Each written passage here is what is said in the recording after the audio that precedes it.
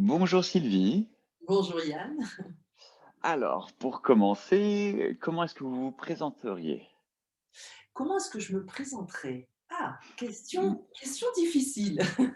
oui, Comment est-ce que je me présenterais? Eh bien, tout simplement que je suis une femme de 58 ans qui a un peu bourlingué à travers le monde en suivant son mari et qui est très curieuse et a toujours envie de tester et de découvrir des choses.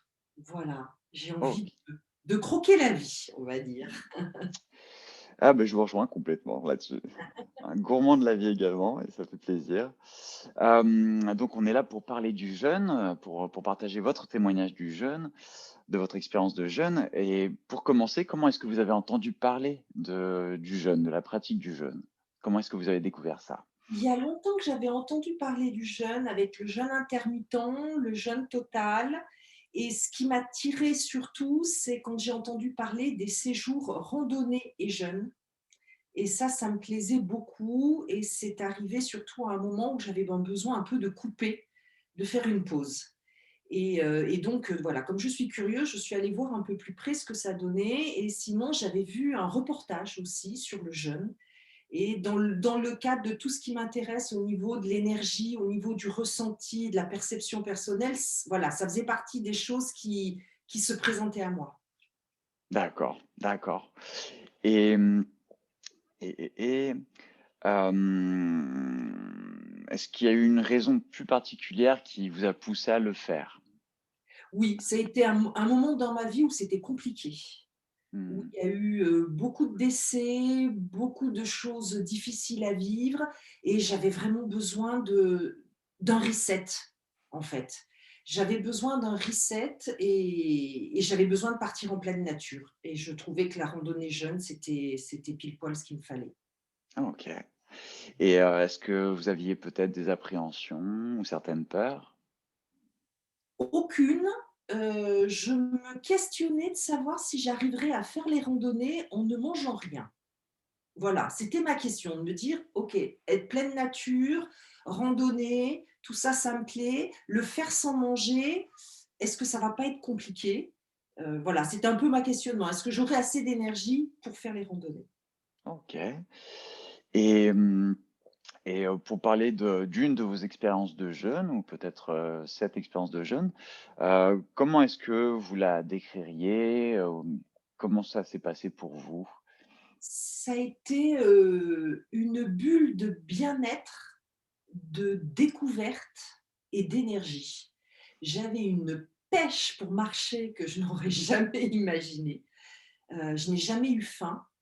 Je l'ai fait en plus dans un endroit privilégié, en pleine nature, en dormant sous une yourte. Donc vraiment, j'ai complètement coupé avec le quotidien et c'était pour moi, ça a été vraiment une bulle de bien-être, une pause.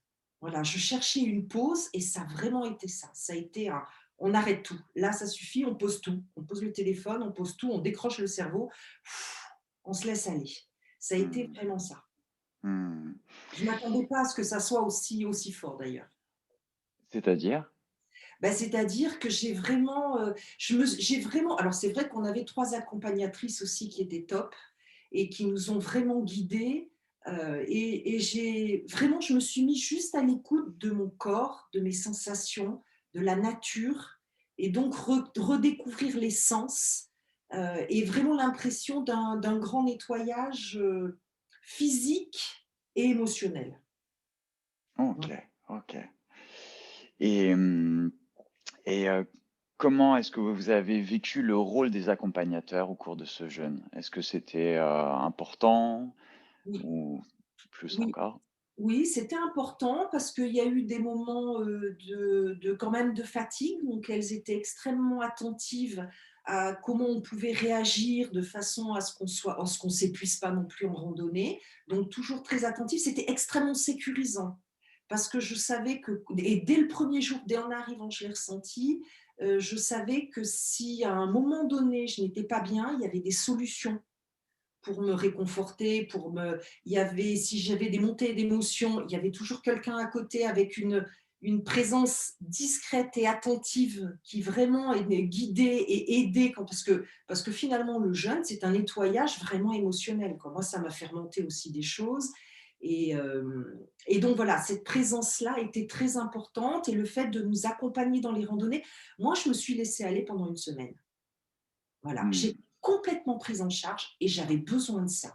J'étais à Mmh. la fois très autonome parce qu'il n'y avait pas une présence lourde, envahissante qui nous faisait faire tout un tas de choses, mais en même temps, c'était extrêmement sécurisant et donc voilà, je me levais quand il fallait se réveiller au son du violon, je savais quand tout était rythmé en douceur et c'était très oui, très très confortable et très cocooning.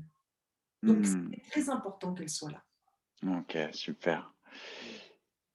Et au cours de cette retraite de jeûne ou au cours d'une de ces retraites de jeûne, quels ont pu être les meilleurs effets ou les meilleurs, états et également les pires ou les plus désagréables que vous avez pu vivre?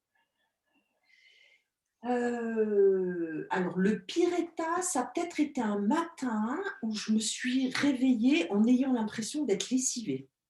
Mais vraiment d'avoir le moral dans les chaussettes, d'être debout parce qu'il fallait être debout, mais de ne pas être capable d'être debout. Voilà, vraiment de très, très fatiguée et ça a été le moment où, une des animatrices m'a dit: «OK, on part marcher, il y a le miel dans le sac. Si ça va pas, une petite pointe, t'attends pas de baisser trop». Donc, voilà, donc elle m'a vite cadrée et puis ça m'a obligée aussi à ralentir parce que moi je suis du style à le matin, c'est le réveil, c'est tchoum, à la verticale et on démarre la journée. Ben là, je me suis rendu compte qu'il fallait peut-être que je prenne un peu plus soin de mon corps et que le matin, je lui laisse le temps aussi de se réveiller, de se mettre en route. Donc ça, Mmh. c'était le jour le plus difficile, le matin, parce qu'après, ça s'est très vite, ça s'est régulé.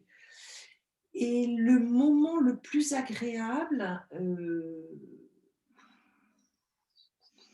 c'était c'était de se sentir, comment dire? C'est assez difficile à dire, de sentir ce nettoyage intérieur et d'être en contact avec la nature.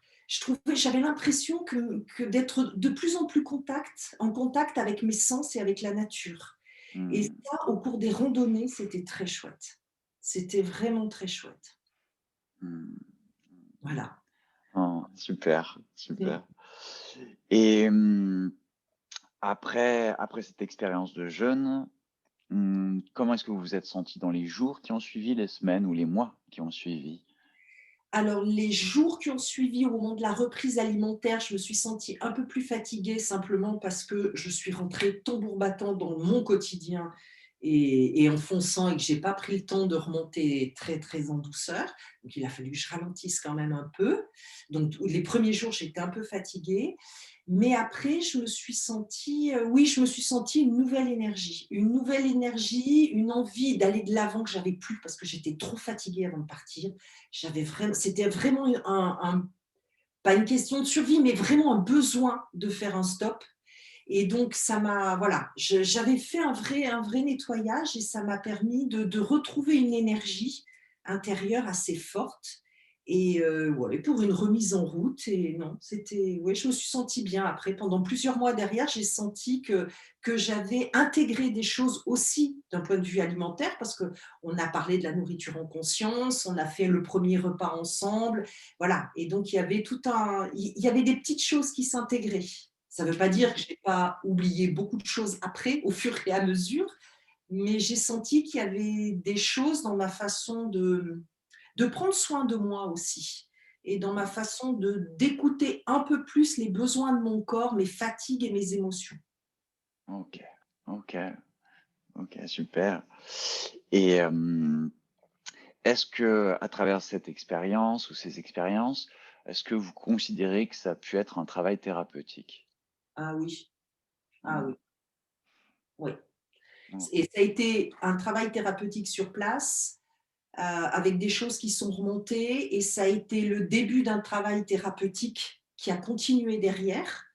Hem En douceur, mais un travail thérapeutique vraiment en laissant remonter les choses en soi. Et ça s'est poursuivi encore après et à nouveau avec un jeûne que j'ai fait là au mois de janvier. Mmh. où là, ça a été comme s'il y avait eu un cheminement qui s'était fait tout ce temps et là, il y a eu des choses qui sont sorties et j'ai pu faire de gros nettoyages émotionnels, importants. Mais Mmh. voilà, c'est aussi, j'ai aussi appris à me laisser le temps de cheminer dans ce travail thérapeutique. Voilà et pas vouloir à faire comme dans la vie, tout de suite. Maintenant, pourquoi ça marche pas? Ça devrait être réglé. Voilà, Mmh se laisser mh. le temps. Oui, mais travail thérapeutique, volontaire ou involontaire, c'est je crois qu'à partir du moment où on s'arrête, où on se remplit plus pour se remplir n'importe comment et où on se met à l'écoute de ses sens, de ses émotions et de tout ce qui nous entoure dans la nature, c'est forcément il y a des choses qui bougent, qui sont cristallisées, qui sont coincées et qui se dénouent petit à petit et qui se voilà et qui se décristallisent. Mmh. Mmh. Et pourquoi avoir témoigné aujourd'hui, par rapport à vos expériences de jeunes? Parce que je trouve que le jeune est mal compris.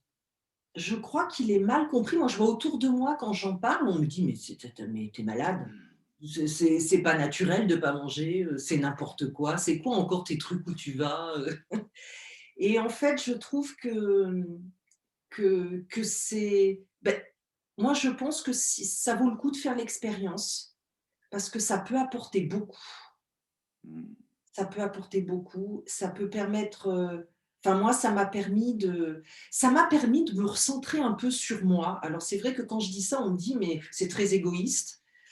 Et ben non, parce que se recentrer un peu sur soi, c'est aussi pouvoir se reposer, pouvoir faire attention à soi et pouvoir être finalement plus ouverte aux autres différemment et plus sereinement. Voilà. Mmh. Mmh. Donc oui, OK. j'avais envie de témoigner parce que je trouve que c'est une très belle expérience et quand on a la chance de le faire seul, c'est pas quelque chose que je ferais seule, mais quand on a la chance de le faire avec des accompagnateurs attentifs comme j'ai pu rencontrer, c'est vraiment quelque chose de très chouette. Mmh. Mmh. Il me semble qu'il y avait Nathalie aussi? Et Nathalie, oui, Oui, oui. Nathalie, Ouais. Sophie et Eva, moi, quand je l'ai fait, Pardon? la première fois dans la nature, oui. Pardon, est-ce que ça a coupé? Il y avait Nathalie avec moi, il y avait Mmh. aussi, Sophie, une Mmh. accompagnatrice montagne et Eva qui est prof de yoga. Mmh. OK, Et donc OK. on faisait du yoga en plus, yoga et randonnée, donc c'était vraiment, très, très chouette. Mmh. Ouais, ça a l'air. Ouais. Et eh bien, on arrive à la fin de notre témoignage. Pour, conclure, en un mot, en un mot ou 2, comment est-ce que vous pourriez résumer cette expérience ou exprimer cette expérience de jeûne? Hem,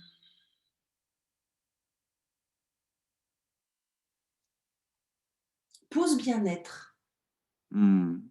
pause bien-être, avec tout ce que ça englobe. Le Mmh. bien-être physique, mental, voilà, pause bien-être. Mmh. Pause bien-être. OK, super. Eh bien, nous voici à la fin de notre témoignage. Merci beaucoup. Merci beaucoup de Merci ce à vous. partage. Merci beaucoup. Merci. Merci.